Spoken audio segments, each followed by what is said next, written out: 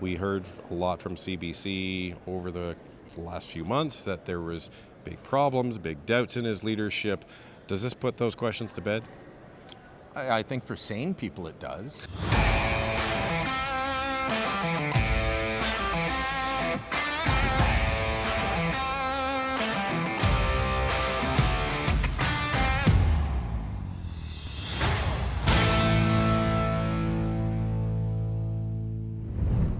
Ladies and gentlemen, do not adjust your sets. Brian Lilley is not leading this segment. I am. So.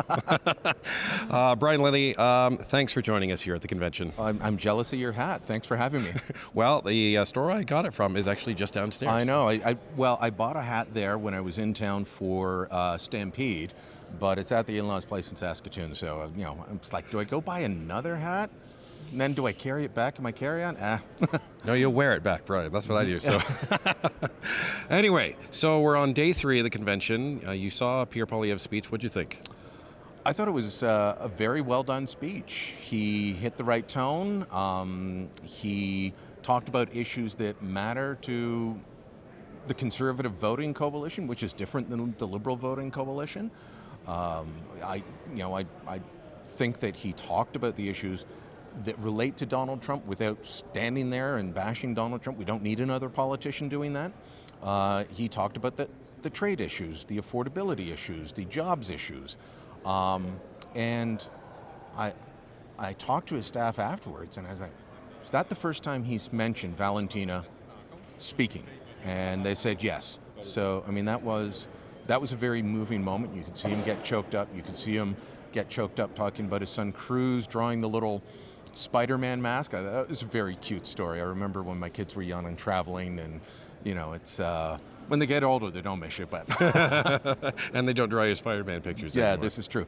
Those were very personal, touching moments. I don't know. It was the same Pierre, but a different Pierre at the same time. Yeah, one of the things that we heard after the campaign was over of the 2025 election is people were kind of tired of the slogans. They were tired of the attacks on Mark Carney in terms of the nicknames and stuff like that. None of that was present in that speech.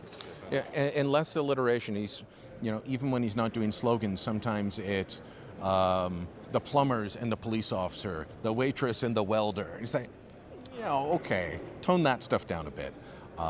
Speech mostly written by him, some input from his director of communications, Katie Merrifield, other staff, helping with the edit. But I'm told this was a Pierre speech with input from staff, not a staff speech with input from Pierre.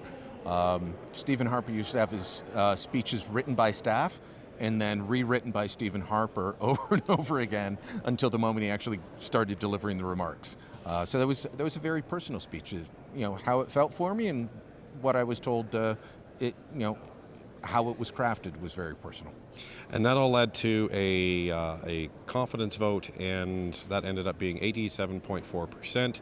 We heard a lot from CBC over the last few months that there was big problems, big doubts in his leadership.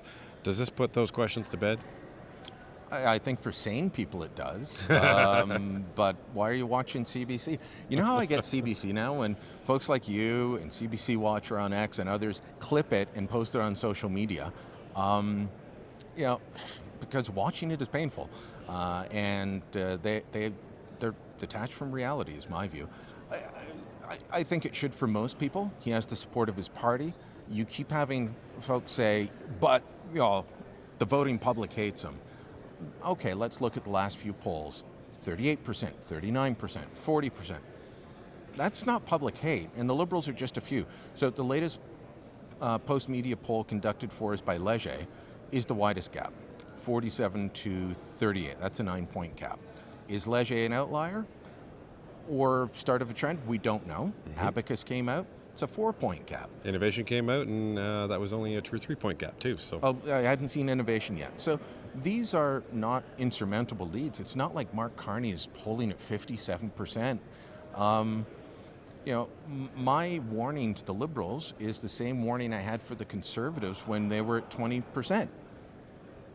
Voters are fickle. Polls can change. Campaigns matter.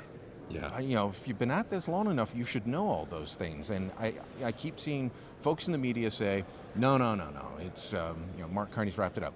So beginning of the year, around January 1st or 2nd, I wrote a column saying, could we see Pierre Poilievre as Prime Minister by the end of 2026?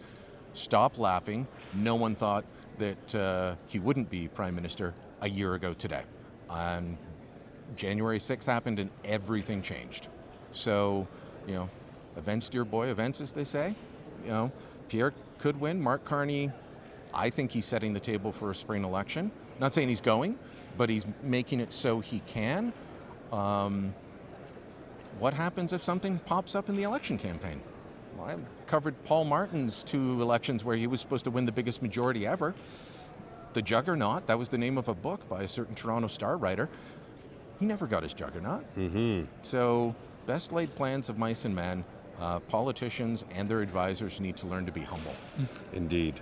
Well, we'll see what happens. We still have an NDP leadership race to see who is going to be the new leader of that party. That will also make a difference in the polls, I believe, once they finally have a platform and a leader. Can I give you a quick comment on that before Certainly. we wrap? So I've been haven't been paying much attention, assuming it is going to be Avi Lewis. But you've got this dock worker guy that is running. He's getting support from the unions. Speaking to an NDP friend who told me getting support from the unions, like the steel workers, UFCW, still really matters in the party, and Avi may not have it sewn up. That would put it in the hands of a more traditional blue-collar labor-type leader. If it goes to Avi Lewis, I'm thinking Andre McLaughlin level support, 6-7%, and it won't change. Well, my bet is on Heather McPherson just because she has a seat and she does, lean pretty far left, but we're not going to see what the result is until that vote finally comes in. So, Brian, thanks for joining us today. Thank you.